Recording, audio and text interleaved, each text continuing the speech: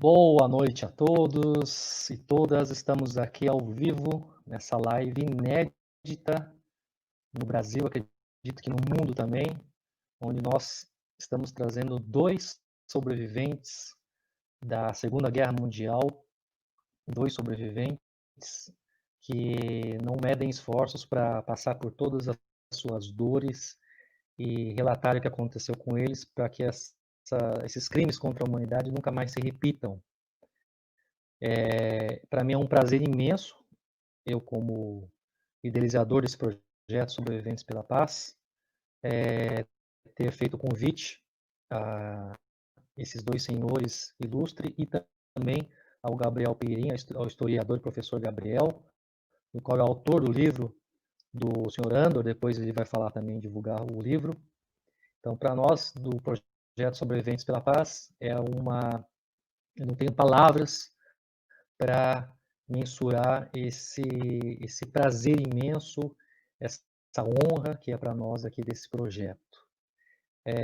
Eu sou Rogério Nagai, para quem não me conhece, eu sou idealizador e coordenador desse projeto Sobreviventes pela Paz, que tem por objetivo colocar em cena sobreviventes de grandes genocídios para que esses crimes contra a humanidade nunca mais se repitam.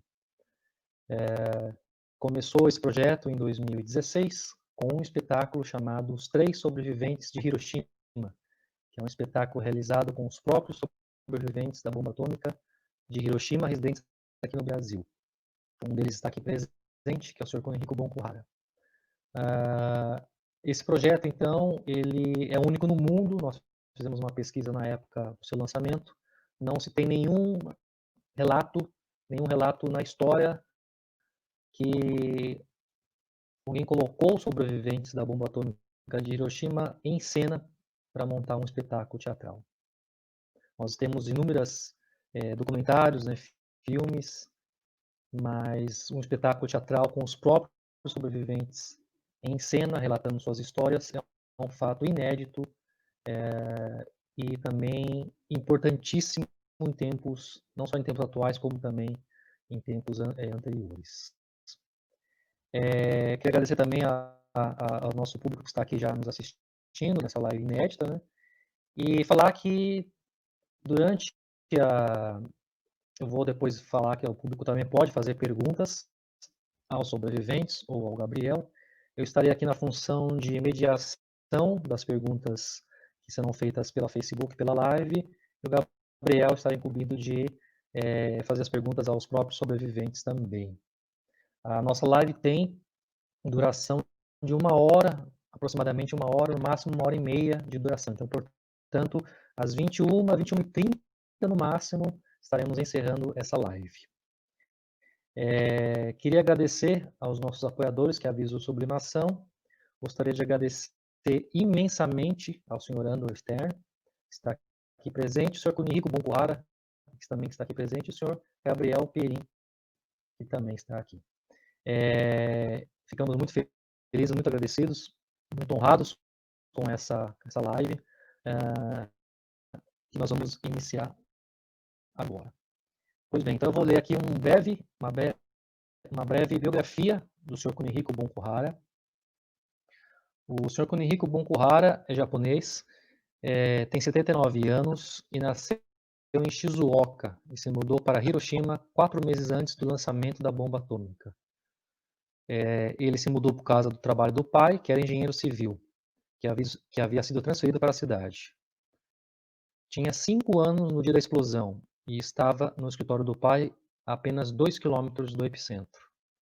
Aos 20 anos foi diagnosticado com problema cardíaco e por achar que ia viver pouco tempo, ele resolveu então partir para o Brasil sozinho, sem conhecer ninguém e com pouco dinheiro no bolso.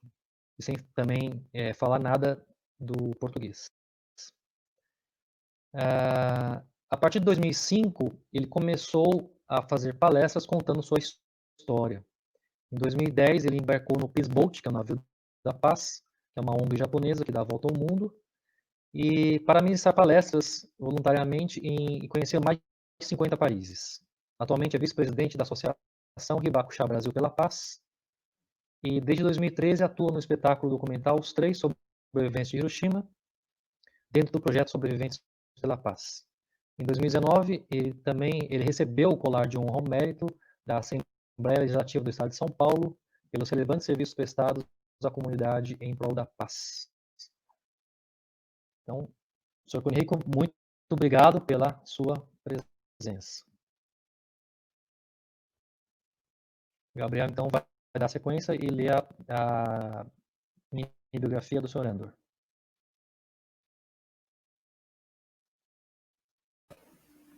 Boa noite a todos, boa noite, Rogério, boa noite, Sr. Boko-Hara, boa noite, querido Andor Stern. É um prazer estar aqui, boa noite a todos que estão acompanhando a gente. Como o Rogério bem colocou, é uma live inédita, e se a gente parar para pensar, né, no significado, a própria palavra live, né, que significa vivo, e hoje a gente está aqui para celebrar a vida, né, com dois sobreviventes, né, de dois episódios tristes da nossa história, trágicos. Andor Stern, sobrevivente do Holocausto, Sr. Boko-Hara, sobrevivente da bomba de Hiroshima, e trazer, acima de tudo, não apenas o relato do que aconteceu, mas uma mensagem de paz. O Rogério, que é idealizador dos Sobreviventes pela Paz, né, parabenizo, né, pela iniciativa, e espero que a gente tenha uma noite muito agradável e que a gente possa refletir, né, sobre esses episódios, no momento em que estamos todos isolados fisicamente, mas próximos, né, porque a tecnologia nos permite isso. Vou fazer um relato da história do Andor, e a seguir o Rogério vai fazer uma pergunta ao Sr. Boko-Hara. A nossa dinâmica, eu conheço o Andor há mais de 10 anos, estive presente na primeira palestra que o Andor ministrou, em 2009. Em 2013, eu fiz o convite para escrever o livro do Andor. Em 2014, nós viajamos juntos e refizemos toda a trajetória dele nos campos de concentração, o lugar onde ele vivia, a escola onde ele estudava. Em 2015, o livro foi lançado. Em 2017, ganhou uma adaptação para a história em quadrinhos, nas mãos aí do talentoso André Bernardino, um grande amigo. E a gente continua fazendo palestras e tornando a história do Andor mais conhecida, né? Ele que é o único brasileiro nato sobrevivente ao Holocausto. Eu vou fazer, então, esse relato para que as pessoas tenham conhecimento, quem ainda não conhece o Andor, tenha um entendimento, né, de como ele foi parar lá, um brasileiro, nascido no Brasil, e assim a gente já consegue situar e contextualizar também a nossa palestra. Bom, Andor Stern, como eu falei, é um brasileiro nato. Ele nasceu em São Paulo no dia 17 de junho de 1928.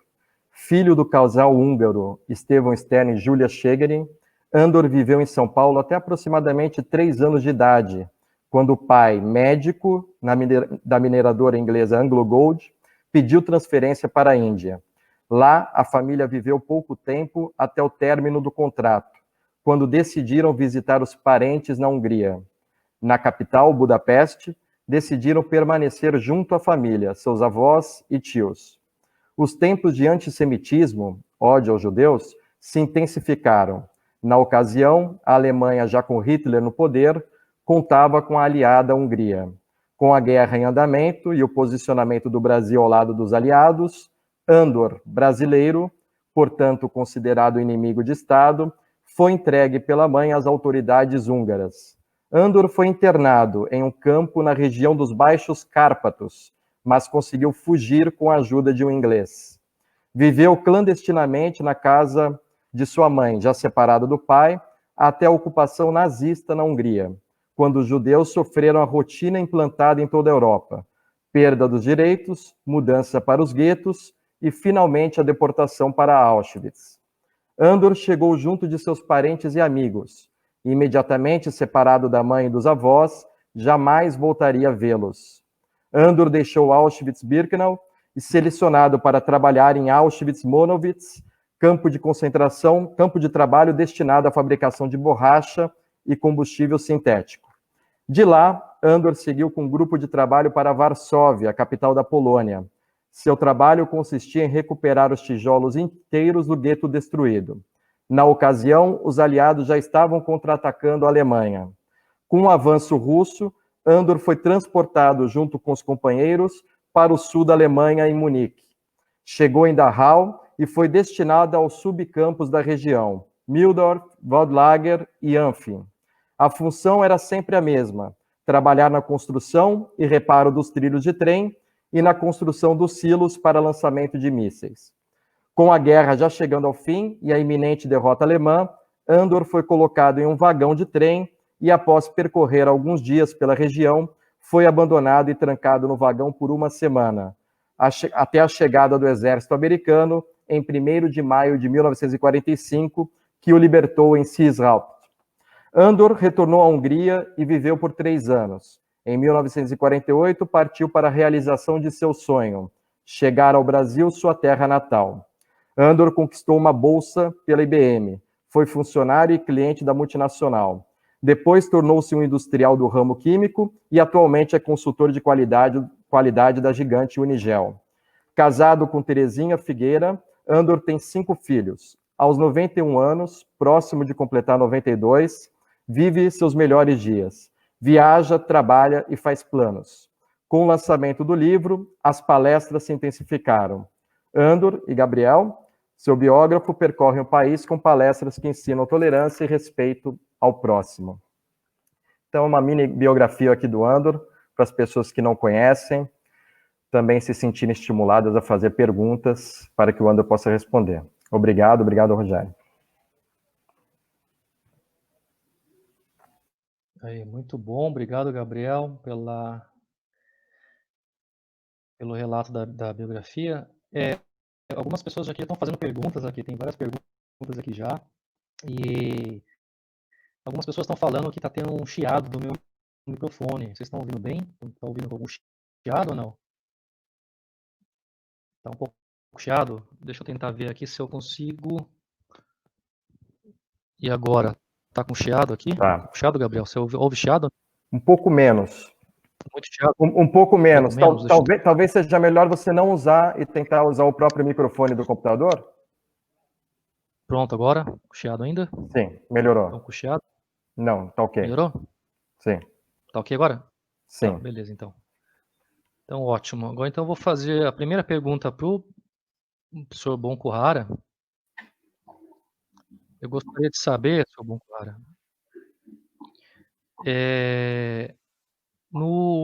se o senhor lembra, né? O senhor tinha apenas 5 anos, né? Quando caiu a bomba atômica. E estava muito próximo, né? O senhor estava a 2 quilômetros do epicentro.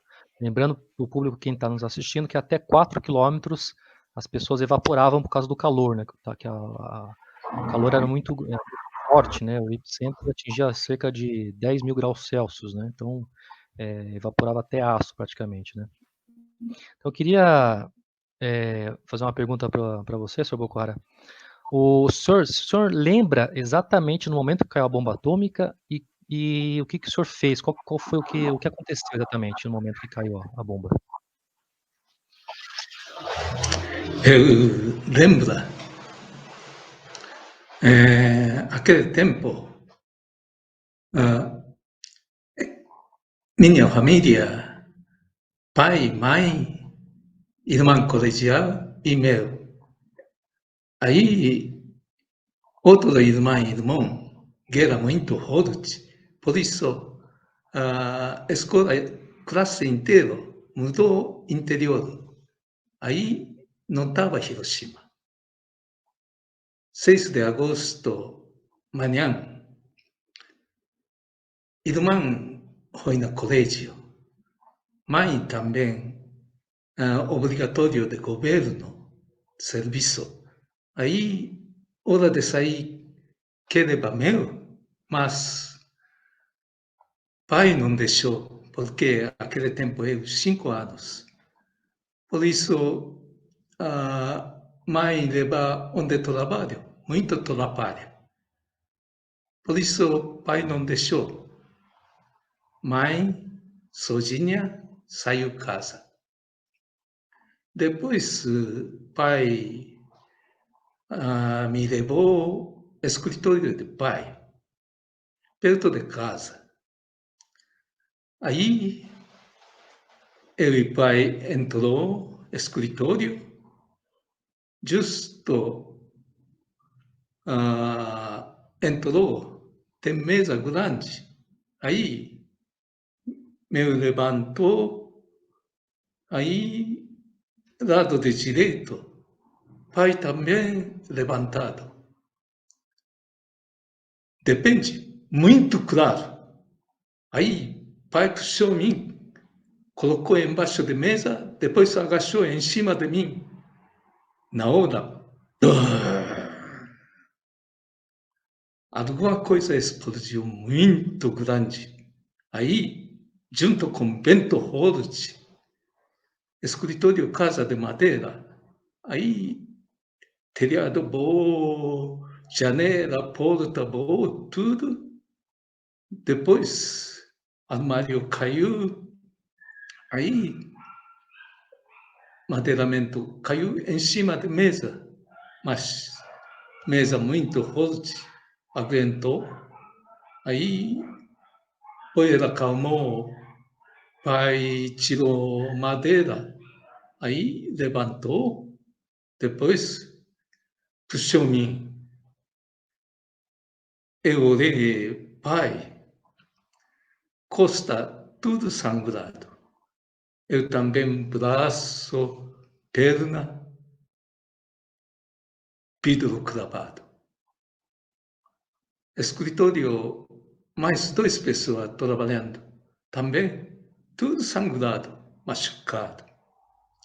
Aí, pai decidiu, atrás do escritório, tem rio enorme, nós correndo rio, lavou o corpo, curativo instantâneo. Essa hora, Hiroshima Centro, já tem fumaça, fogo, subindo, muito rápido. Terminou o curativo, e o pai voltou a casa. Casa, telhado, casa tudo chão, vizinho, telhado voou atrás de casa, justo. Mas não tocou fogo. Outro casa, lado de casa, já tocando fogo. Em casa, epicentro 2 quilômetros. Porque em casa e vizinho não tocou fogo. Frente, depósito de conserva, essa construção de tijolo, protegeu, já quebrado, tocando fogo. Aí, entrou o vizinho, não tem telhado. Aí, levantado em cima de tatame. Aí, esse tempo, céu escuro, depois caiu chuva. Chuva enorme de preto. Eu vesti camisa branca, logo aí manchado preto. Essa hora, cidade, tudo fogo. Esse fogo, dentro de fogo, muita pessoa fugindo. Esse fugitivo andando rua, primeiro olhou, assustou. Tudo queimado, roupa, pedaço pendurado, rosto vermelho, preto, sangrado. Aí, outra pessoa também vendo, fugindo. Aí, todo mundo, braço dobrado, porque queimou pele deslizado, ponta de dedo, pendurado, assim, braço dobrado, andando. Aí todo mundo quer água, quer água. Aí essas pessoas até tarde, para lá, para cá, sem rumo, muita pessoa. Aí, de tarde, já sentado, qualquer lugar sentado, aí deitado. Essa noite eu dormi casa de vizinho, não tem telhado, mas dormi. Dia 7 de agosto eu acordei, olhou cidade. Antigamente tem muito casa, não dá para enxergar longe, mas essa casa tudo já cinza. Aí, algum lugar ainda massa, tocando fogo, mas essas casas não tem, por isso, enxerga longe, só ficou cidade,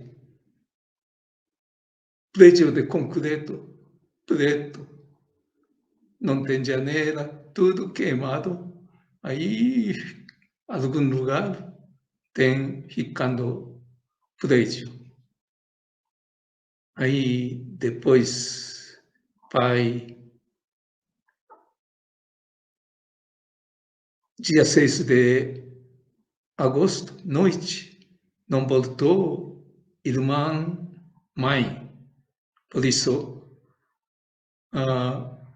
pai procurando, colocou bicicleta, aí eu atrás, andando, entrando cidade, mas rua tudo, aquele vento forte, levou madeira, tijolo,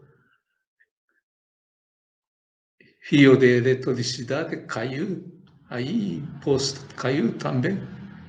Não dá andar bicicleta, por isso.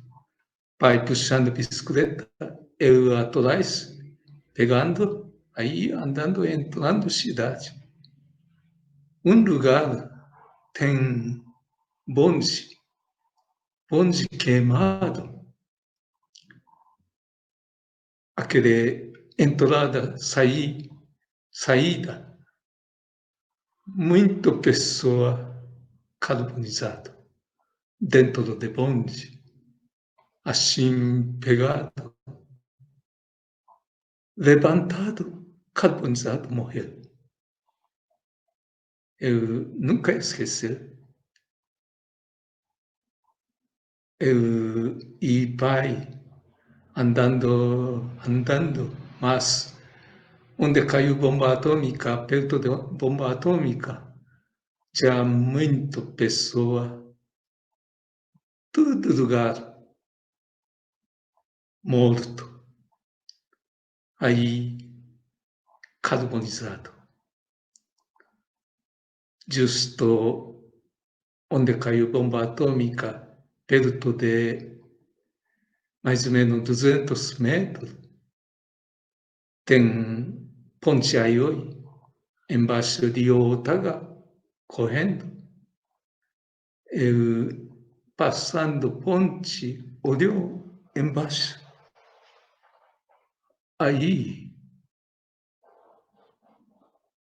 correnteza, levando, muito corpo boiando, margem de dois lados, já ficando, muito corpo ficando.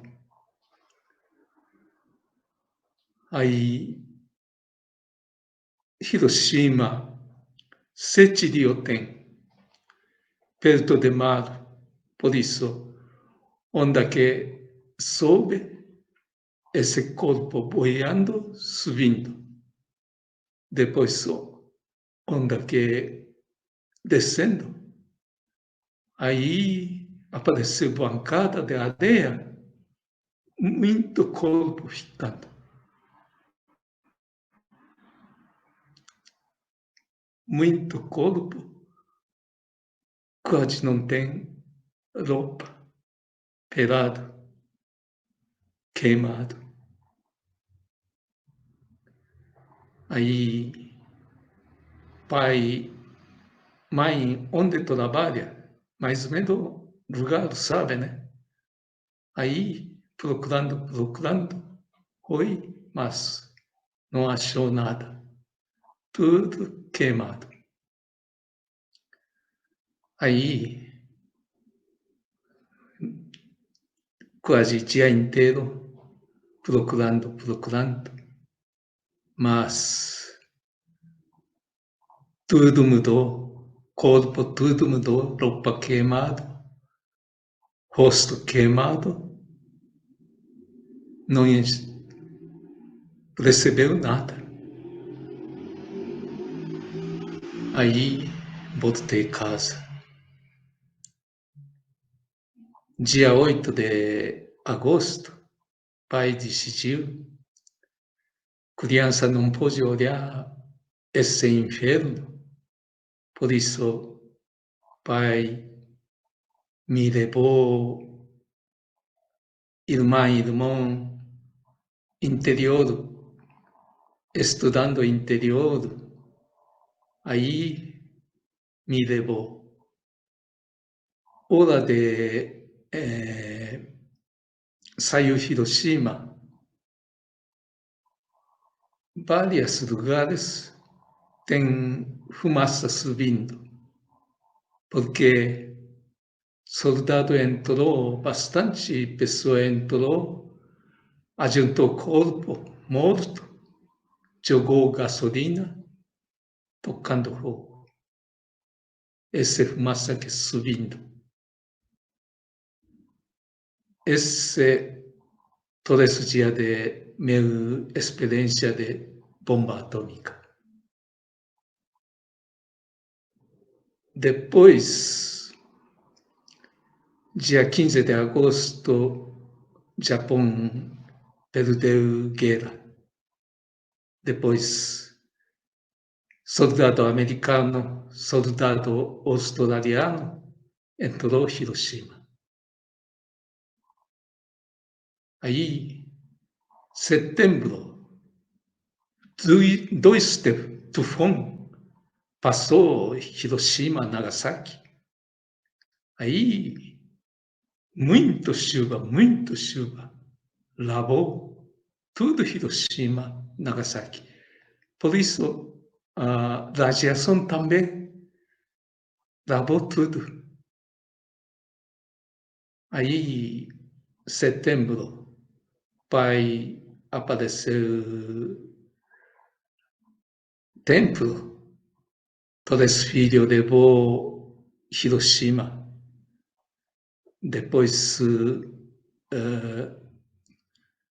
onde pai nasceu, aí três filhos levou, ficou nós três,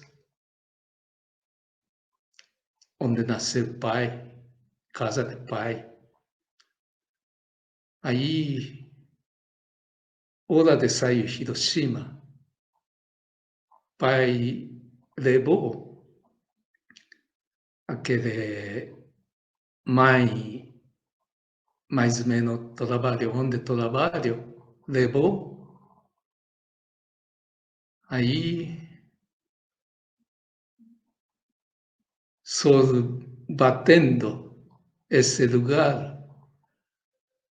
muito osso de gente brilhando. Escrito também, 2 a 3, brilhando.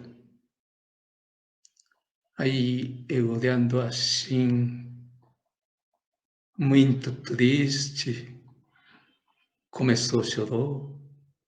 Irmão também começou a chorar. Aí pai abraçou três filhos até terminar chorar. Esse ano, 1940, até dezembro, Hiroshima, 147.000 pessoas faleceram. Nagasaki, 70.000 pessoas faleceram. Nagasaki, aquele tempo, 12.000 pessoas cristãos morando em Nagasaki, vivendo. Mas caiu bomba atômica, 8.000 pessoas faleceram.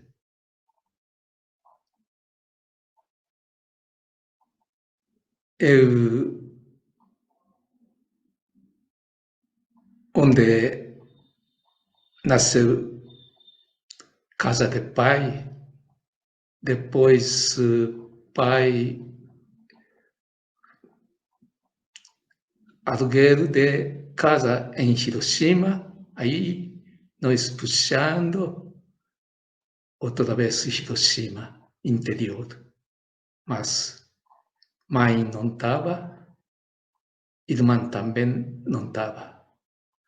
Caso de irmã, aí classe inteiro, 35 pessoas e professor. Depois procurou família tudo, mas ninguém achou nada. Sumiu tudo.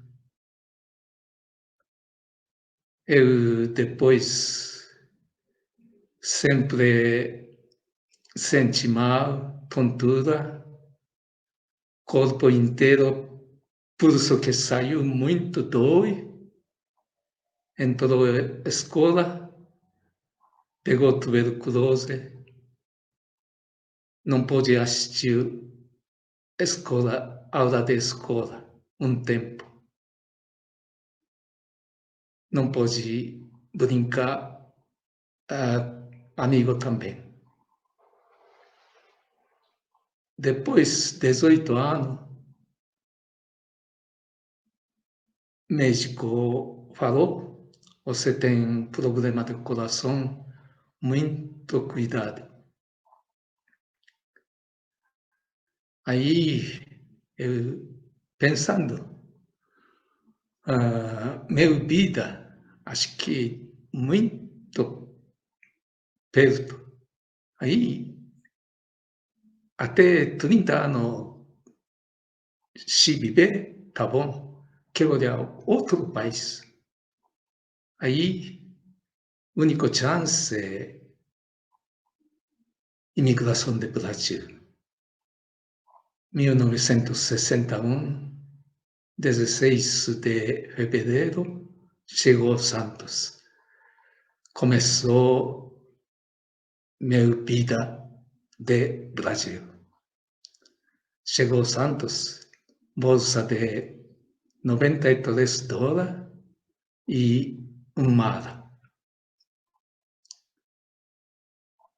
1988, ele conheceu a Associação de Bomba Atômica do Brasil. Aí entrou, até agora ajudando a Associação de Bomba Atômica. Nome mudou, Associação Hibakusha Brasil pela Paz. Agora, aquele tempo, 270 pessoas associadas, vítimas de bomba atômica de Hiroshima e Nagasaki, morando no Brasil. Agora, 78 pessoas vivendo no Brasil.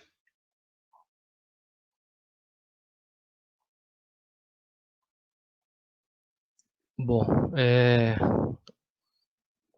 agradeço imensamente aí o relato do senhor Kunihiko Bunkuhara e vou passar então a palavra para o Gabriel Pirinho, onde vai fazer uma pergunta para o senhor Andor, tá? Depois, logo em seguida, a gente abre para as perguntas aqui, porque tem inúmeras perguntas aqui.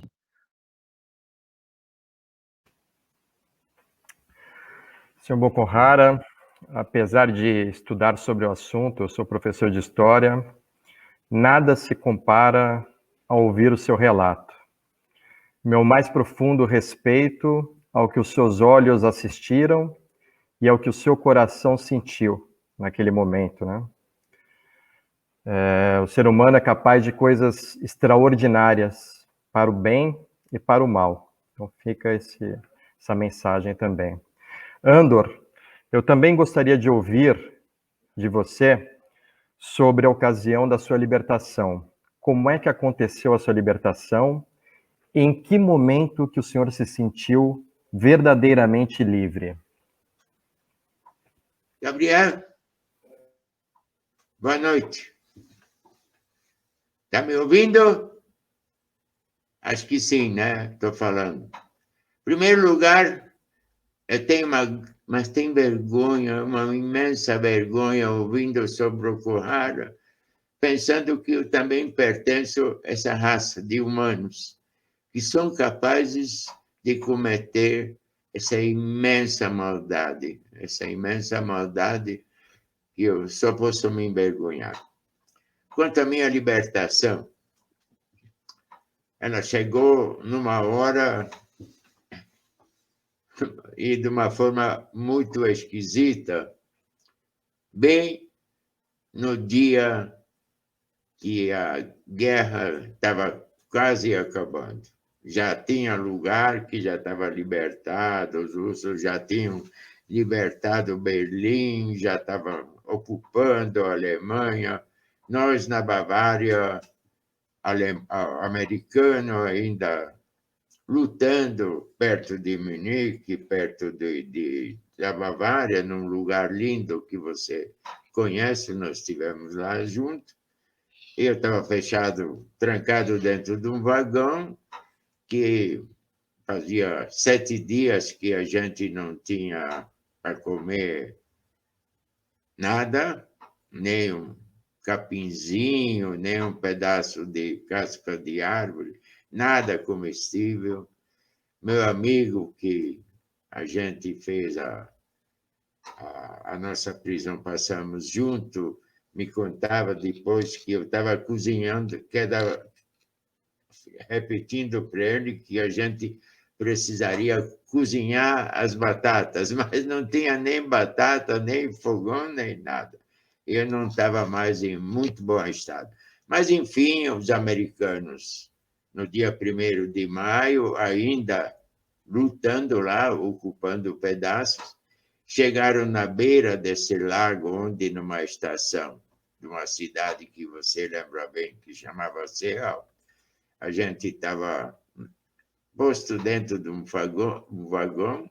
Eles, quando abriram o vagão, não acreditavam que eles estavam vendo. Imagina, soldados lá na luta, abrindo um vagão e vendo aqueles sub-humanos lá, e maioria, inclusive, já sem vida, choravam que nem um garotinho de 6 aninhos. No mesmo instante que viram a gente, enfiaram a mão nas suas blusas e começaram a jogar comidas para nós, comidas que os que comeram não fez bem para ninguém. E eu estava lá, não sabia bem o que estava acontecendo. Me lembro que logo mais chegou um comboio lá com enfermeiras, médicos, boilers em cima de caminhão, tinas para nos lavar, livrar-nos dos nossos zoológicos, nossos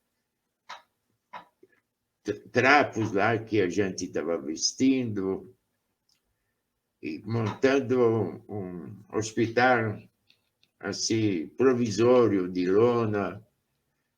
E eu não sabia onde que eu estava e não sabia nem se eu estava... O que estava acontecendo, não tinha assim, uma sensação clara. Sabia que alguma coisa aconteceu. De vez em quando batia no chão para ver se eu estava por aqui ou estava em outro lugar. Sabia que estava vindo, mas o dia de amanhã não tinha voltado, só tinha aquela coisa do momento que o que estava acontecendo. No dia seguinte, já tinham me tratado, os meus feridos já tinham posto numa cama, e aí começou a clarear. Caramba, eu estou livre.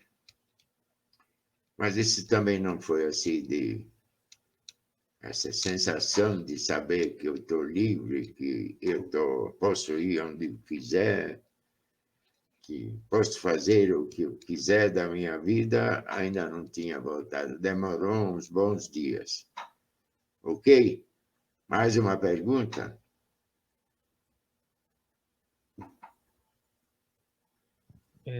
Tem uma pergunta aqui do público, né, que nós vamos fazer. A Shirley Barreto, ela pergunta para o Andor.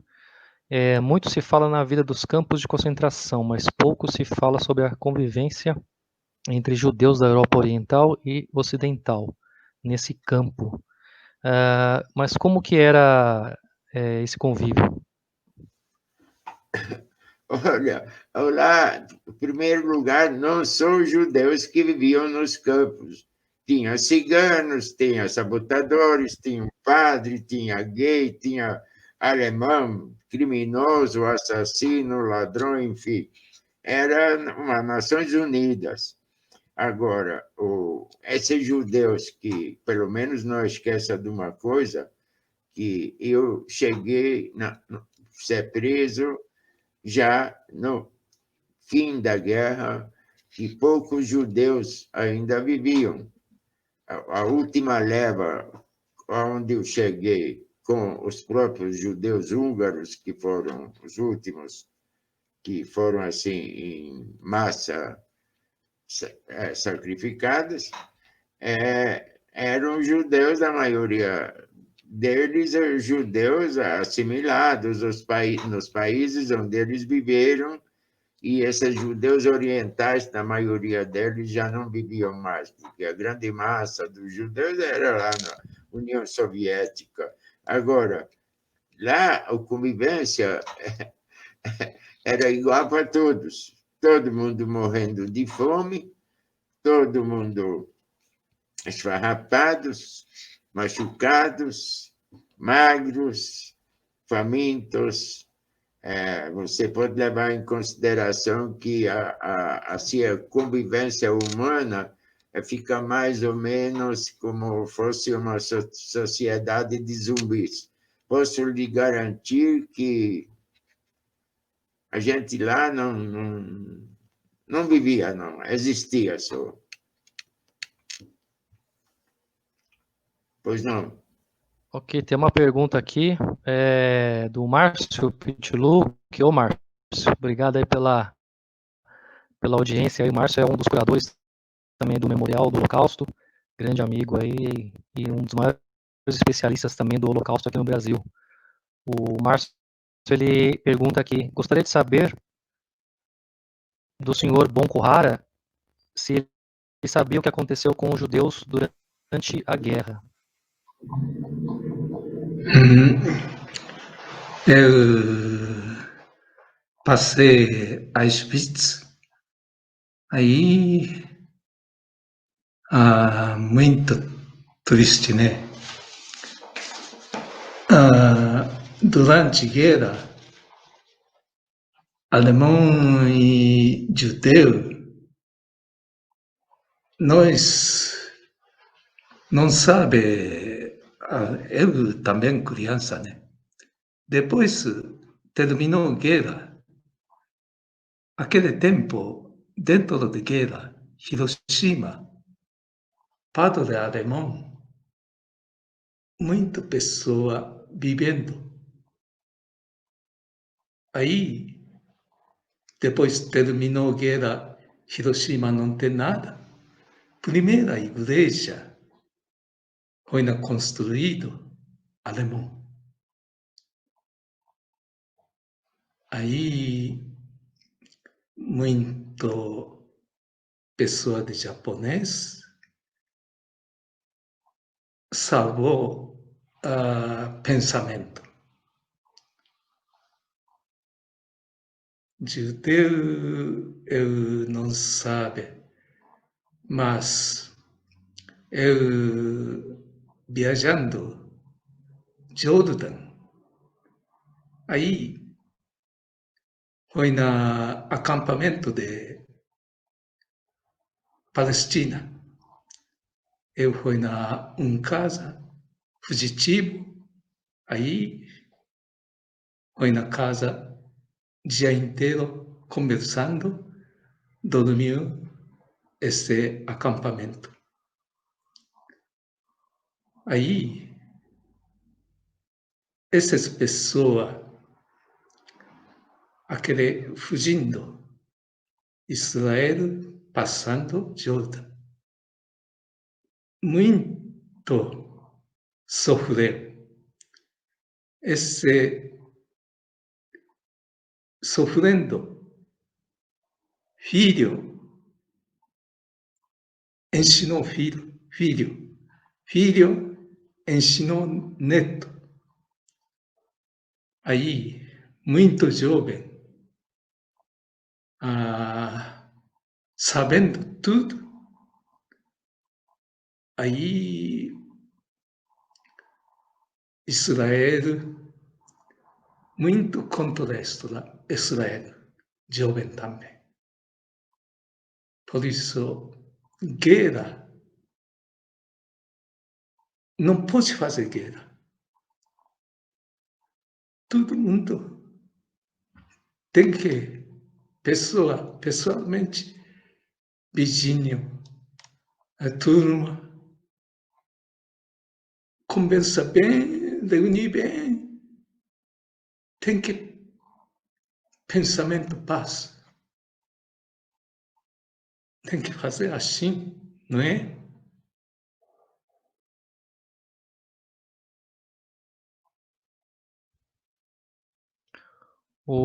Tem mais uma pergunta aqui, o Giulio Zoiro, ele pergunta para o Andor. Ele pergunta assim, Andor, vivendo o dia a dia dos horrores do Holocausto, era possível acreditar em Deus ou em alguma força superior e depois do campo? Olha, a minha resposta, essa aí eu posso responder por mim, mas você não esqueça que você lá não vivia numa sociedade, é cada um por si. Conforme você vai se degradando fisiológica e psicologicamente, você deixa de ser gente, você vira um zumbi, só pensa em comer, você não tem amanhã, você tem um instante, não tem um instante seguinte, então ninguém tá se comunicando lá e se tratando com amenidades, se alguma coisa acontece sobre o que se fala é sobre a comida. Você vive, como eu te disse, que nem um cachorro perdido no meio da rua, procurando uma lata para ver se encontra alguma coisa para comer. Porque, além de você ter que trabalhar, você é maltratado, você não tem higiene, você não tem comida, nem sabe como que você vive. Então, eu não posso te responder o que era a crença de cada um. Com certeza tinha muita gente que pedia ajuda de Deus, e eu não sei, eu não posso te responder. Não era assunto, na realidade. Tá bem? Parece que meu microfone está ruim, eu vou fazer uma troca aqui. Só um momento.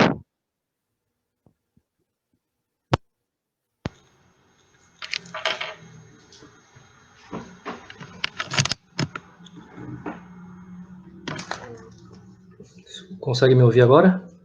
Muito melhor. Consegue me ouvir? Tá melhor? Ah, ótimo. Tá ótimo. Bom, tem uma pergunta aqui para os dois sobreviventes, né? A Cristina Gimene, ela pergunta assim, gostaria de fazer uma pergunta para os dois, se vocês têm pesadelos com esses dias terríveis? Como?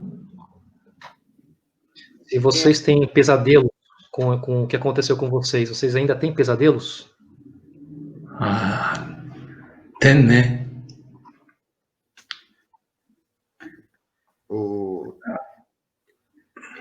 Dizer, posso falar eu ou só ele vai falar mais alguma coisa? Não? Não. Pode falar. Pois não. Você nunca mais sai de lá. A sua vida é ligada. Você vive em função daquele que te aconteceu. Mas não é bem pesadelo, faz parte. Eu não vou te dizer que eu estou sofrendo, não. Seria uma grande mentira. Pelo contrário, ele me serve como consolo. Agora, por exemplo, eu estou preso, perdi a minha liberdade, mas, em compensação, eu posso chegar perto da grade lá da rua e posso encostar. Não está eletrificado, não. E não tem nenhum guarda apontando metralhadora para mim. Mas também, mas estou preso, na mesma forma, perdi a minha liberdade, mas uma liberdade bem gostosa comparando com aquela outra. Tá bom?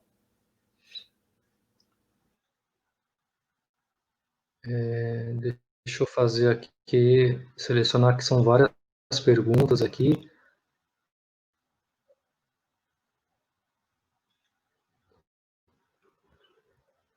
Tem mais uma pergunta para os dois também, que é o do... Deixa eu selecionar aqui. Bom, o Cristiano Valdez perguntou por que o seu Bon Kuhara escolheu... Não, vamos fazer uma pergunta primeiro para os dois aqui. Deixa eu voltar aqui. São várias perguntas, hein? Vamos ver aqui. Aqui, eu achei a Dea pergunta aqui para os dois, tá?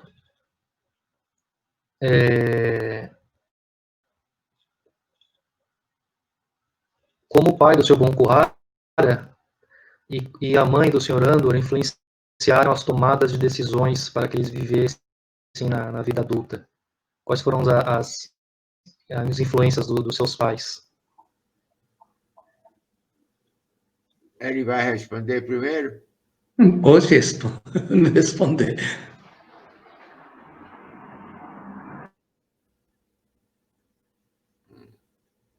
Eu? Pode falar, Andor. Minha mãe, veja bem, a última vez que eu vi a minha mãe lá na rampa, quando nós fomos separados, eu tinha 15 aninhos e alguma coisa. Olhando ela com olhos de adulto, era uma pessoa sensacional. Como ser humano, como mãe. Tudo o que me aconteceu durante a minha vida, de bem e de mal, eu consegui concluir.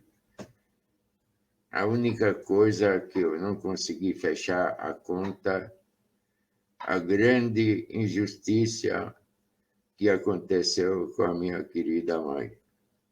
Uma mulher de 36 anos, gente muito decente, uma mãe incrível. Dia 4 de outubro, dia 6 de outubro de 44, enfiaram ela numa câmara de gás e despacharam ela para o crematório. Essa conta eu não consegui fechar até hoje. Não consegui me conformar com isso.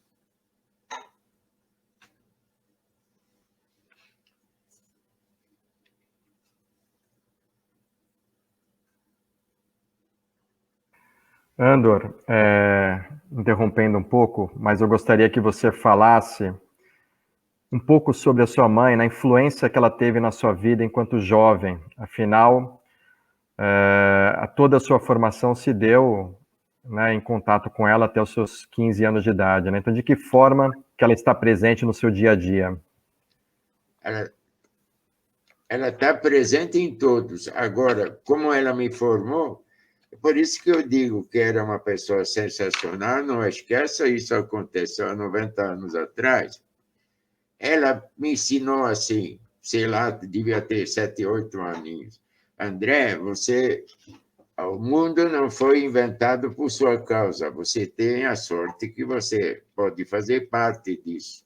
E para você poder viver bem, você tem que sempre estar na sua frente, que eu tenho que ser correto com os outros, eu tenho que pedir licença, eu tenho as minhas limitações. Se você vai lá no vizinho e vai roubar uma ameixa da árvore dele, você é um ladrão. Agora, se você vai lá e vai falar, será que eu posso pegar uma ameixa? Com certeza a vizinha vai concordar. Enfim, me deu princípios e foi uma mãe tão cuidadosa comigo, tão querida, eu me senti tão... Sabe, era um prazer viver. Aliás, não é só ela, como as minhas tias. Foi um garoto muito acarinhado, muito querido. E a minha mãe até hoje está comigo. Eu sei que quando eu ajo, decido, tem que ver com os princípios que ela me deu, por isso que a minha vida foi tão maravilhosa, com todas as minhas desgraças que me aconteceu. E até hoje, a minha mãe presente. A carinha dela está na minha frente, como se tivesse visto ela ontem. Cada vestido, cada sapato, cada gesto dela. Eu vivo com ela ainda.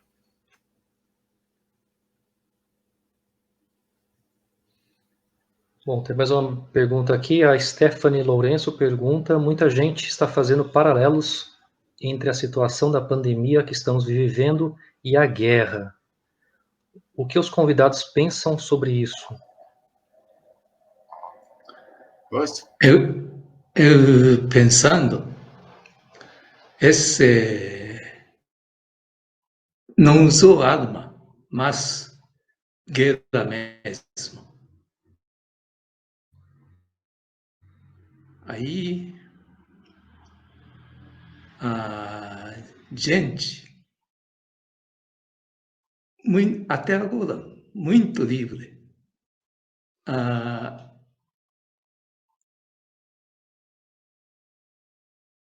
Trabalhando, mas, por exemplo, ele imigrou ao Brasil, aquele tempo, norte de Paraná, tudo mato virgem. Agora não tem nada, quase deserto. Aí, desenvolvimento, mas não é desenvolvimento. Só estragando. Grow. Todo país estragando grow. Aí, esse vírus também apareceu. Tem que pensar vivendo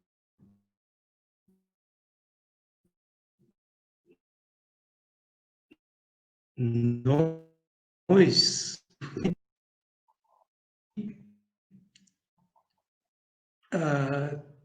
em cima de terra. Não é só gente que morando. Muito coisa tem bicho, mato, ar, água, mar. conjunto. Aí estragou, gente que estragou. Por isso, daqui frente, plantação de árvore tem que ser água limpa.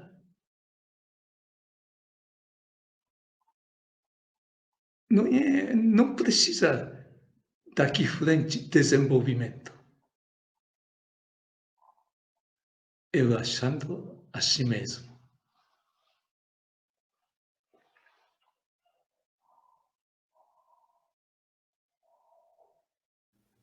Quer ouvir minha resposta? Pode falar. Olha, é incomparável. Vamos lá. Primeiro, você hoje vive, na atualidade, uma medicina diferente há 80 anos atrás, você tem conhecimentos diferentes, você tem ferramentas diferentes para você se defender disso. Eu não dá para puxar um paralelo. Você é incômodo. O problema é aí esses lugares onde são grandes diferentes dentro da sua própria sociedade, e os que têm meios e os que não têm meios, que eu te garanto que os que têm meios, eles vão ter muito mais chance de tomar a vacina que nem aqueles que estão sujeitos, muito mais sujeitos de ficarem doentes. Mas não tem comparação, não. Você comparar aquela situação onde você só vê gente indo embora, morto de fome, machucado, doente, tuberculoso, enfim, não vamos enfileirar tudo o que acontecia lá, mas e hoje que você tem condições, você tem chance, você tem remédio, eu te garanto que assim que descobrirem, que vão descobrir a vacina, talvez possa ser até uma doença contínua, mas vai ser controlável, todo mundo vai tomar a vacina e aí vai ficar a mesma coisa acontecer a mesma coisa que aconteceu com o HIV, o que aconteceu nessa última, o HIV, né, da doença. Ok? E parece que está com um problema de som aqui, o meu. Vocês conseguem me ouvir bem? Estão me ouvindo? Estou ouvindo. Tá normal agora? Tá, Ok. Tem mais uma pergunta aqui. Bianca, tá ouvindo, né? Tá ok. A Bianca está perguntando se vai ser gravado. Sim, Bianca. Essa live está sendo gravada e nós vamos disponibilizar no YouTube, no nosso canal, que é o Sobreviventes pela Paz. Se tudo correr bem, né? Tem várias aqui perguntas, tem parabenizando também ao sobrevivente, ao Gabriel. Tem uma aqui do Cristiano Valdez. Pergunta para o Sr. Bonkuhara, por que o senhor escolheu vir para o Brasil? Naquele tempo, Japão, depois de terminou a guerra, qualquer pessoa viajar a outro país não pode. Só único imigração. Aí, imigração América do Sul, Paraguai, Brasil, Argentina, Bolívia, assim, lugar pode imigrar. Por isso escolheu o Brasil. Aquele tempo, quer olhar Canadá, mas não dá, não pode. Por isso, imigrou para o Brasil.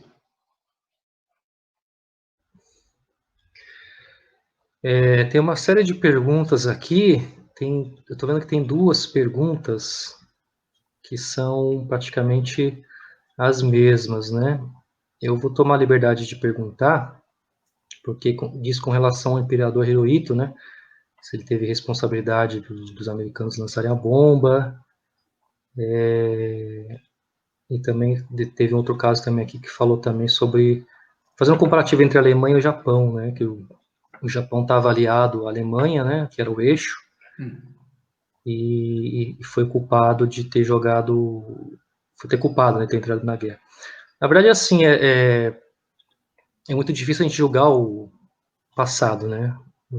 A Segunda Guerra foi uma série de fatores que aconteceu, que gerou, né?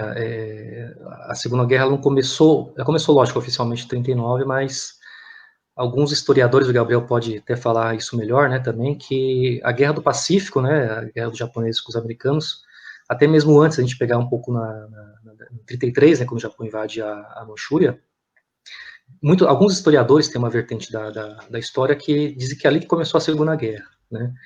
Mesmo alguns, também outros historiadores dizem que não deve se olhar num contexto amplo, né? Deve-se tratar a Guerra do Pacífico como uma guerra e a guerra na Europa como outra guerra também, né? Mas é muito difícil, né, a gente julgar, falar sobre essa questão. É claro que a gente está falando de um país que o Japão, um país imperialista, né, numa política expansionista, dominando várias ilhas, né, no Pacífico, com invasões, né, com atrocidades também, das mais inimagináveis possíveis, porque na guerra a gente sabe muito bem que não existe santos, né, todos têm sua parcela de culpa também. A gente costuma sempre falar que na guerra não tem heróis e não tem vencidos, né? Não há vencedores e vencidos, todos são perdedores, né? Uma vez que a guerra atinge, em sua maioria, atinge as pessoas que não têm culpa, né? Os inocentes, que é, na maioria, os idosos, né, e crianças, né? A gente está, inclusive, lidando aqui hoje com 2 sobreviventes que eram crianças, né? O senhor Ando com 12 e o senhor Kunihiko com 5 anos de idade. Então, só partir desse princípio já é muito difícil a gente começar a julgar nessa questão de um país teve sua culpa, né, ou não teve, qual foi o país mais culpado. Então, foi uma série de fatores que desencadeou a Segunda Guerra, né? Na década na verdade, 30 já começou, com vários casos, né? A Alemanha também, numa política expansionista militar, a gente tem que não pode esquecer aqui que a Alemanha, diferente do Japão, ela foi eleita, né? O Hitler foi eleito por voto, né, numa democracia, que depois, essa democracia, ela cai e vira assim, uma ditadura, né. No Japão também era uma ditadura, né, portanto, uma ditadura imperialista, com algumas diferenças um pouco entre o sistema de governo entre os dois, mas que se aliaram porque tinham objetivos em comum. Eu sempre costumo falar assim que é difícil, e mesmo porque existe também muitos civis, né, na guerra, né. Seria a mesma forma que as pessoas condenarem, como condena, assim, por exemplo, o Japão de ter entrado na guerra, se aliado à Alemanha nazista. Eu também falo a questão da Alemanha, entendeu? A Alemanha não era só nazistas, tinha civis também, né? Tinha muitos civis que, inclusive, tinha focos de resistência contra, né, os nazistas, inclusive. Então, a gente não pode fazer esse juízo de valores de que, por exemplo, a Alemanha é totalmente culpada da guerra, mereceu o que aconteceu com eles. Não, porque a gente também tem um ponto de vista também dos civis e que não compactuaram com aquilo, né? Da mesma forma também o Japão. Então fica muito difícil a gente poder fazer um julgamento de valores com relação a isso, né? Eu gostaria até que o Gabriel se quiser complementar mais sobre isso também, né? Claro, Rogério, porque é como você falou, a gente tem que analisar o contexto, né, as partes que são envolvidas, as causas que estão por trás disso, que são causas políticas e econômicas. Só que, como você bem colocou, mesmo dentro da Alemanha, a gente tem a resistência, né, o próprio Andor também viveu essa experiência, né, de ter sido salvo por alemães e de ter sofrido na mão de judeus, né, que era parte da nação, né, do grupo que ele vivia. E acredito também que o Sr. Boko Haram também tenha essa experiência, né, de muitas vezes ter sido salvo até pelos inimigos e ter sido maltratado pelos seus compatriotas. Então a gente não pode julgar, porque a hora que a gente coloca tudo dentro de um balaio só, né, a gente acaba perdendo um pouco também do significado e do valor humano que está envolvido, né? Então, Rogério, você colocou muito bem, a questão realmente é essa reflexão que a gente deve fazer. O Andor... Só para complementar, Andor, desculpe, só depois eu te passo a palavra, complementando o que o Gabriel falou também, a gente não pode também nunca esquecer que esses dois países estavam sob uma ditadura, né? Eles não tinham assim uma democracia, né? A Alemanha tinha um partido único, que era o Partido Nazista, e onde suprimiu qualquer tipo de voto, né, popular, qualquer tipo de democracia. No Japão também. Então, como é importante, né, a gente sempre defender a democracia, que é o único, apesar de todos os males, né, os benefícios e os malefícios, ainda é o nosso único sistema que permite a gente conseguir escolher os nossos representantes, né? Pode falar, Andor. Eu só quero que você se lembre de uma coisa: não existe o ódio total. Milhares e milhares de alemães mesmo deram a sua própria vida para salvar a gente. Salvar gente por vários motivos, por serem amigos, por serem companheiros de um ideal. Não esqueça que vocês, assim, às vezes que não conhecem pertinho o assunto mais com a profundidade, pensa que todo mundo era nazista, que todo mundo gritava Heil Hitler. Não é verdade. Muitos se sacrificaram para salvar um companheiro, esconderam judeus. Eu tenho família hoje na Europa, graças a uma pessoa que escondeu uma tia minha, e ela depois sobreviveu à guerra, e agora eu tenho os descendentes dela que sobraram da minha família. Então, a maldade também não é absoluta. É verdade, é bem colocado aí. A gente pode, né, esquecer que tem vários, né, que salvaram, né, que hoje estão nos Jardins dos Justos, né, Oscar Schindler, até inclusive um pouco a gente sabe da história, né, Gabriel também deve conhecer a história do diplomata japonês Shinoi Sugihara, que era um diplomata japonês que estava em Kaunas, na antiga Lituânia, quer dizer, na atual Lituânia, né, na capital Kaunas, e lá esse diplomata japonês, ele foi responsável por salvar mais de 6 mil vidas judias. Ele concedia vistos aos judeus, onde permitia que os judeus atravessassem a União Soviética, chegassem até o Japão, e do Japão, então, eles iam para os Estados Unidos e outros países também, refugiados dos nazistas, né? E esse diplomata colocou a vida em risco, né, da sua família e dele também. Então, é difícil de fazer esse julgamento de valores. E a mesma coisa aconteceu na Hungria, em Budapeste. O embaixador da Suécia comprou prédios, botou a bandeira, distribuiu passaportes. Lamentavelmente, os russos, no fim da guerra, sumiram com ele. Também salvou mais de 100 mil judeus na Hungria.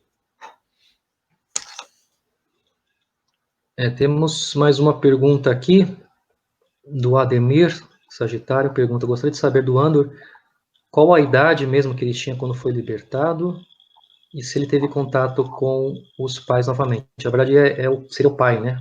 Porque a mãe acabou tendo aquele caso que ela foi para o campo, né? O que é? Não entendi. Não entendi a pergunta. O Ademir pergunta se você... qual a sua idade quando você saiu do campo, quando você foi libertado, e se você teve contato com seu pai novamente. Bom, em primeiro lugar, eu fiquei livre no dia 1º de maio de 45 e dia 17 de junho eu fazia 17 aninhos. O dia que eu fiquei livre pesava 28 quilos, e o dia que eu fiz o aniversário eu pesava o dobro. Também não parava de comer, nunca mais eu comia tanto como naquela época. Agora, o meu pai é uma outra história. Eu pensei que ele tinha sumido na guerra, eu encontrei 38 anos depois vivo na Europa, na Espanha, mas isso é uma longa história que não cabe aqui. Agora, o resto da minha família, Gabriel conhece bem o lugar onde está escrito numa parede que não botaram. Pra você ter uma ideia, eu listei para o Gabriel 93 pessoas da minha grande família, e nós voltaram em 4 e era a 5ª pessoa. Esse que foi o prejuízo. Tem mais uma pergunta aqui, o Luiz Ângelo, que ele direciona para o senhor Andor, mas eu acho que seria melhor direcionar isso para o Gabriel, tá? Ele pergunta assim, o senhor acredita que a relação do nazismo com os judeus era um ódio gratuito ou uma desculpa para a apropriação dos bens dos judeus para fomentar a indústria bélica e apoiar a guerra? Bom, eu preciso fazer uma pequena explanação. O ódio aos judeus não foi o Hitler que inventou. Ele foi muito vivo, ele usou como um ideal, né? Quem leu o livro dele, Mein Kampf, ele contou direitinho que ele ia acabar com os judeus na Europa, né? Ele não mentiu, não, ele cumpriu quase muito bem. Agora, eu tenho a minha impressão, primeiro, que ele odiava os judeus também, porque os judeus parecem muito com os alemães. São muito capazes de realizar, constroem e fazem coisas, inventam, melhoram a humanidade. Né? Não precisa contar para vocês aí, não precisa. Agora, foi uma oportunidade de roubar aqueles tropas de assalto do Hitler. Eles não eram tropas de assalto, eram tropas de assalto. E o ódio que ele dispensou contra judeus na Alemanha era um ódio lucrativo, porque no mesmo tempo, quando tirava do judeu bom apartamento, o nazista convicto ganhava esse apartamento. Então, você despertar ódio que ainda lucra, e o ser humano se vende fácil. Concorda?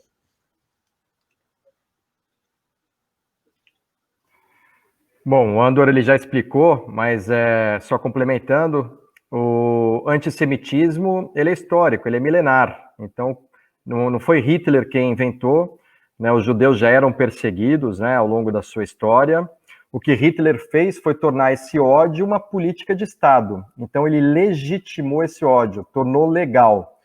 E é até importante a gente fazer esse paralelo, né, porque ele teve essa percepção, né, dentro da sociedade, né, era algo que se espalhava, que estava presente em toda a Europa, e aí ele tornou aquele ódio, né, legítimo, ou seja, legalizou o ódio. Então a gente tem que sempre procurar olhar pelas minorias, né, porque é muito fácil, né, o que Hitler tinha era um caldeirão de ideias e simplesmente ele transformou esse ingrediente aí numa política de Estado, na política nazista. O Andor colocou bem também, esse ódio não era à toa, ele era lucrativo, né? Então mesmo a pessoa que não tinha aquele ódio latente, né, ela tinha uma vantagem, né, em perseguir os judeus. Então fica também essa reflexão, né, para que a gente pense e olhe pelas minorias. Tem vários agradecimentos aqui, a Stephanie fala que lindo esse encontro, sensível demais, necessário, que isso nunca se repita. A Lígia Izumi, Lígia, obrigado pela audiência. A Lígia lá de Nova York, ela fala que privilégio ouvir os senhores.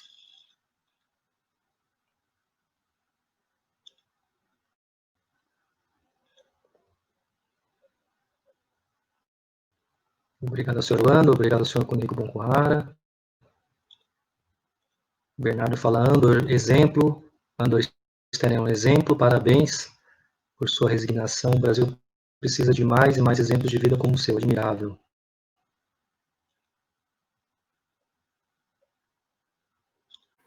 Posso direcionar uma pergunta ao Andor, Rogério, enquanto você faz uma triagem das perguntas? Andor, nós estamos vivendo um período de reclusão, de restrição às liberdades. E o senhor, eu gostaria de fazer essa pergunta para que as pessoas, para que a gente possa contextualizar também, de uma certa forma, levar um pouco de conforto, né? A gente vive um momento na nossa história e ninguém vai passar ileso. De alguma forma, essa pandemia ela vai trazer alguma transformação, né, na vida das pessoas. Algumas pessoas vão mudar alguns hábitos, né? E com certeza ninguém vai ser a mesma pessoa depois que isso tudo terminar. Só que o senhor o senhor perdeu muito mais do que a liberdade naqueles tempos, né? O senhor perdeu seus familiares, o senhor perdeu a sua dignidade, tudo aquilo que um ser humano pode perder, todas as privações possíveis que um ser humano pode passar.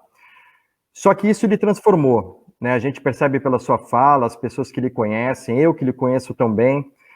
E eu gostaria que o senhor falasse para as pessoas que hoje estão em casa, né, restritas, né, em relação à sua liberdade, o que o Holocausto lhe ensinou?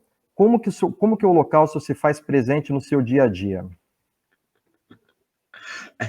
É muito fácil, mas a resposta está na minha ponta, na minha língua. Primeiro, não vamos brincar, não tem comparação.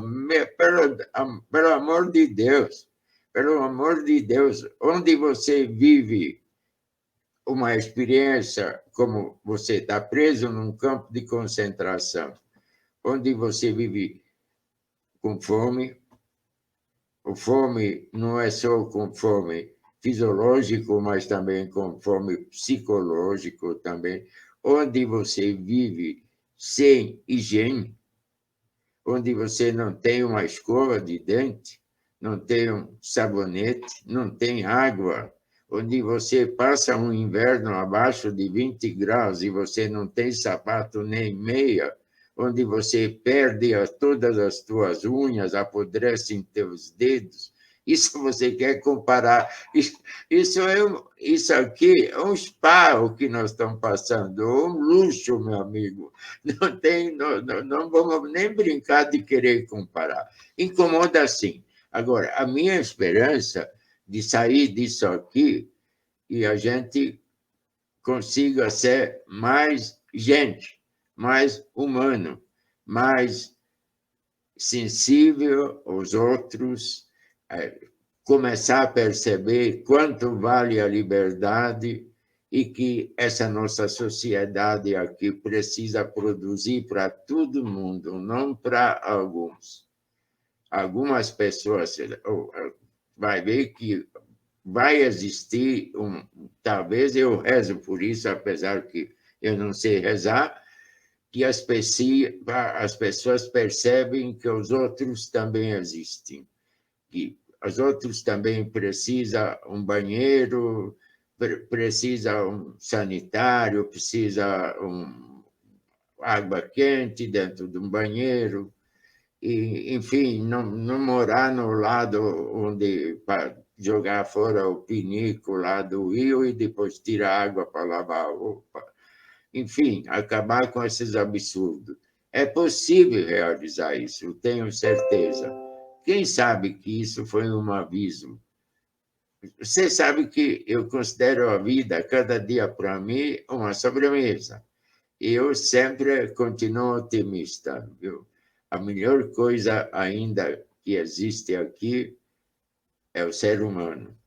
Mesmo ele sendo capaz das piores coisas, como nós vimos esse nosso século que passou, mas também é capaz das coisas mais maravilhosas.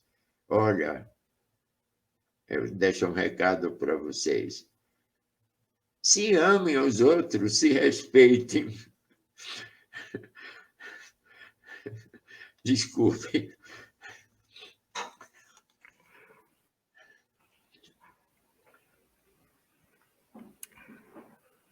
Andor, a gente percebe a sua emoção, eu que lhe conheço, sei bem, e eu gostaria que você, além dessa mensagem que você passou para as pessoas, você pudesse falar um pouco sobre o seu dia a dia.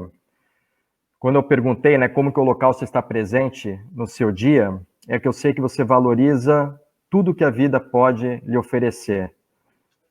E eu gostaria que você falasse um pouco sobre isso, né? Desde o momento que você acorda, o valor que você dá para as pequenas coisas. Que, na verdade, quando a gente perde tudo, o essencial é o que nos importa.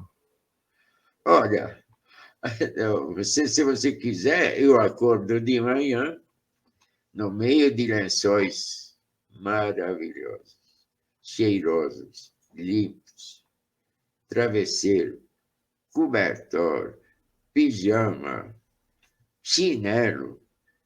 A 2 metros, um chuveiro fumegando me esperando.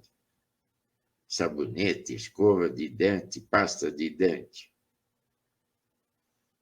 No meu quarto, uma gaveta, aliás, uma não, uma dúzia de gavetas cheias de roupa, de cueca, de meia, de camiseta, de blusa.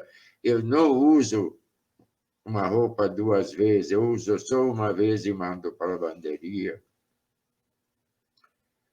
Tem uma mesa farta de manhã, cheio de pão, manteiga, queijo, fruta, remédios para manter. Você sabe, velhinhos de 92 anos, dói aqui, dói ali, precisa sempre tomar um remédiozinho. E o mais importante, dentro da minha normalidade, eu vou trabalhar, eu ainda trabalho, ainda sou útil, pego o meu carrinho, vou pelo caminho que eu quiser. Eu posso ir à direita, à esquerda, posso mudar o meu itinerário, chegar no meu trabalho onde sou recebido com carinho. Gente, eu sou uma pessoa livre.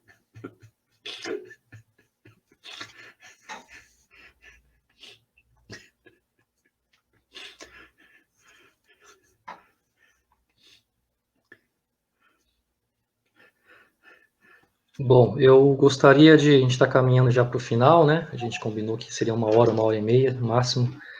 É uma pena encerrar essa live, que para mim, assim, está excelente. A gente conseguiu atingir, acho que, todos os nossos objetivos, né? Tem muito mais coisas para falar, né? Eu conheço bem os dois também.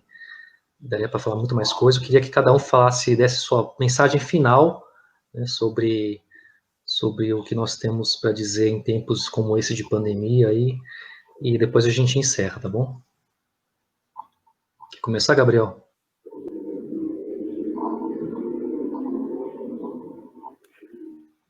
Bom, Rogério, Sr. Boko-Hara, Sr. André Stern, os demais espectadores da live, o meu agradecimento, o privilégio de poder estar aqui ao lado desses 2 sobreviventes, trazendo essa mensagem de vida, de esperança, de liberdade, nesse momento que a gente vive hoje de restrição, que a gente possa sair muito mais fortalecido, que essa live possa trazer esse fortalecimento para que a gente se una na construção de um mundo justo, fraternal, ético, que seja necessário olhar pelas minorias, por aqueles que são menos assistidos, por aqueles que realmente precisam de ajuda e do apoio. Que a gente se una nesse grande coletivo que é a humanidade, onde não há diferença, onde tudo que existe, Estado, nação, é uma construção social, é uma construção imaginária. Na verdade, somos todos iguais, todos humanos, e a gente tem que lutar por isso. E nunca se fez tão necessário a gente pensar e refletir sobre esse assunto. Nós temos aqui 2 sobreviventes de 2 atrocidades humanas, que é o Holocausto e as bombas sobre Hiroshima. 2 inocentes, que perderam a liberdade, anos de vida, seus familiares, que assistiram, presenciaram o horror, né, de uma guerra, e que a atrocidade, o horror, a guerra, ela não está tão distante da gente, ela está próxima.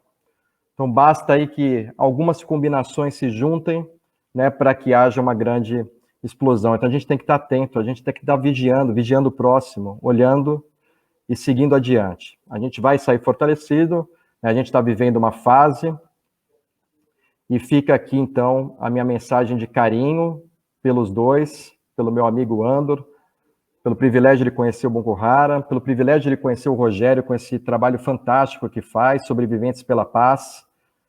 E é essa mensagem que a gente quer deixar, uma mensagem de paz. Um grande abraço e obrigado.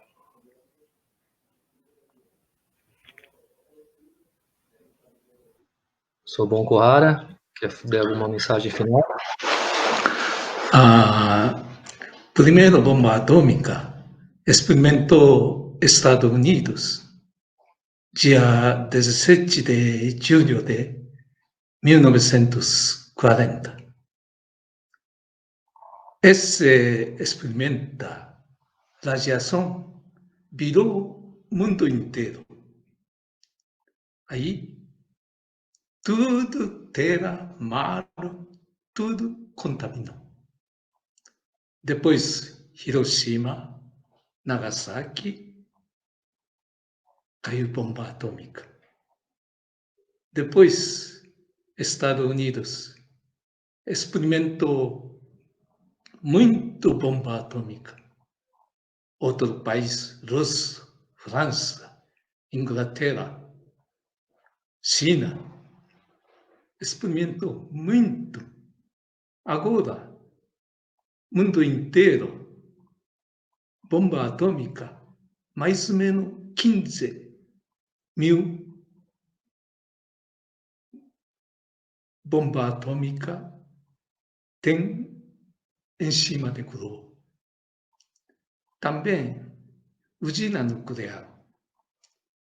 Primeiro explodiu 3 miles dos Estados Unidos, depois Chernobyl de Rússia,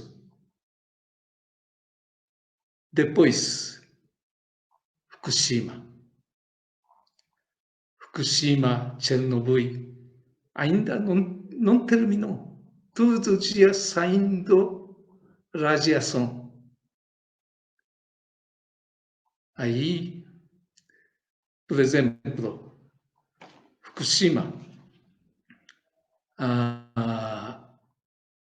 leucemia, câncer de leucemia, antes de Fukushima explodiu, antes, Japão inteiro, 7.400 pessoas, leucemia.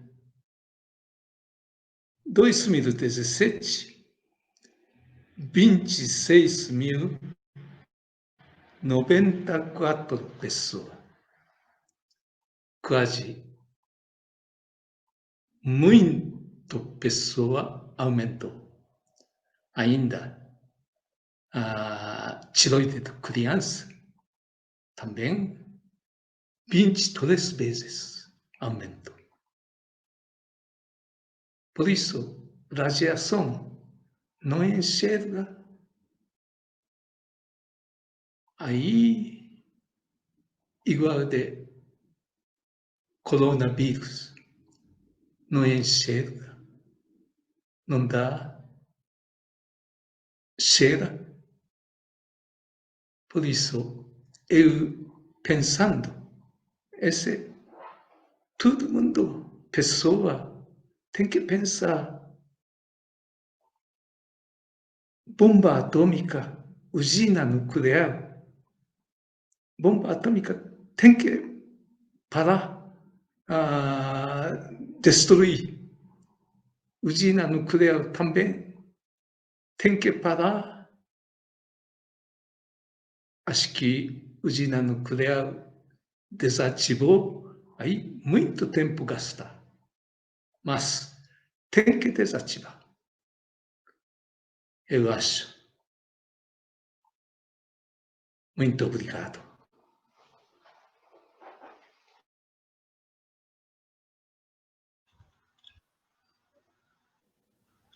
Senhor Andor? Gente, Estou me despedindo. Recomendo, pensem nos outros, amem os outros, considerem os outros. Vai ver que, além da gente vai se sentir bem melhor, o nosso mundo vai ficar mais bonito, com certeza. Eu espero que isso aconteça. Boa noite, muito obrigado.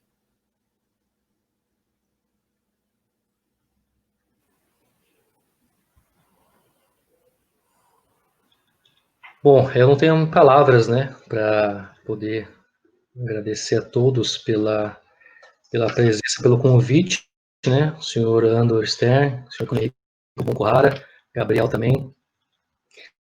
Eu tenho assistido muitas lives ao longo dessa quarentena e diria que não tem como a gente não se emocionar, né, não tem como a gente sair igual do que a gente entrou nessa live. Para quem já assistiu essa live, quando você se depara com 2 sobreviventes desses ao vivo, é uma coisa muito mais emocionante ainda, porque você tem contato vivo, né, a frente a esses 2 seres humanos incríveis, que, repito, passam por cima de suas dores pessoais com o ideal, né, com o ideal de paz, com o ideal de esperança, como a esperança também daquela criança, né, que foi morta no campo de Bergen-Belsen, Anne Frank, que eu queria, inclusive, finalizar com essa frase dela, né, que apesar de tudo, eu ainda acredito na bondade humana.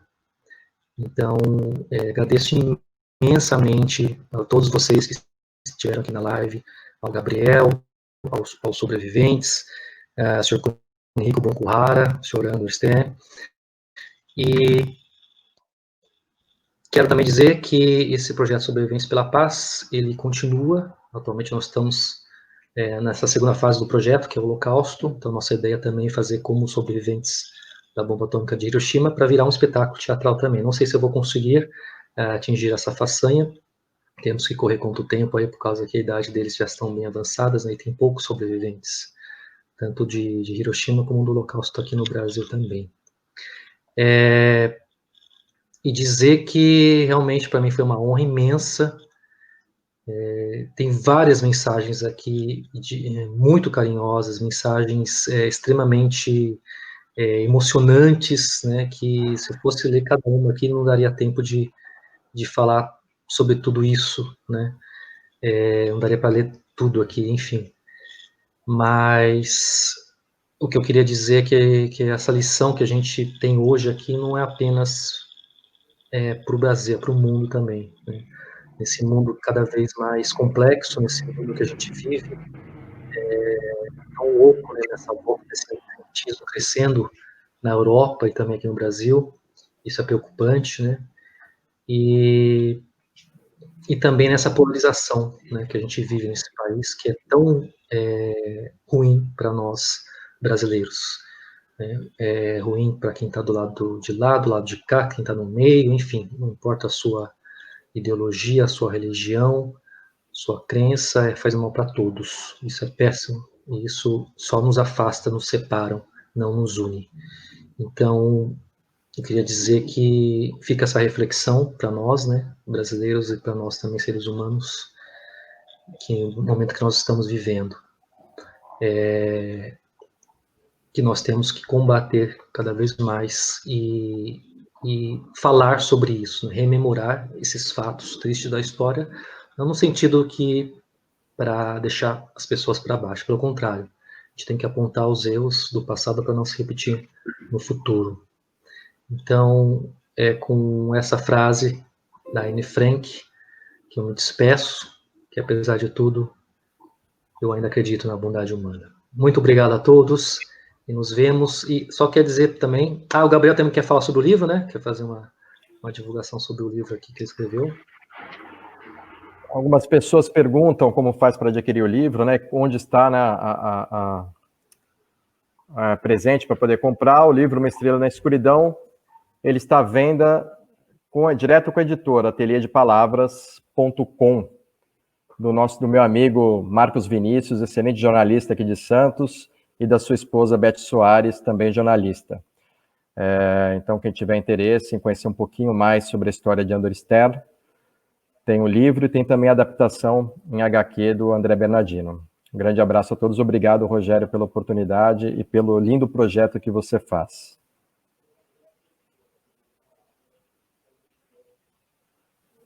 Gabriel, eu que agradeço, né?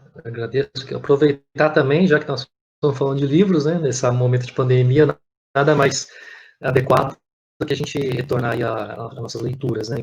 Queria divulgar também aqui o livro, né, do senhor Takashi Morita, que é esse livro aqui que chama A Última Mensagem de Hiroshima, né? Também aqui Takashi Morita pela editora Universo dos Livros. Está aqui ele na foto, sou Takashi Morita, de 96 anos, completados no começo agora de março. Ele faz parte também do espetáculo, junto com o senhor Kunihiko Bunkuhara, e também junto com a senhora Junko Watanabe, que são os 3 sobreviventes de Hiroshima.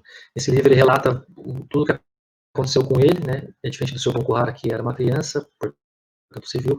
O senhor Morita era um militar do exército imperial japonês e estava muito próximo também à bomba atômica. Então, tem a versão digital, tem a versão também impressa, também onde as pessoas podem também obter esse livro. Muito obrigado a todos e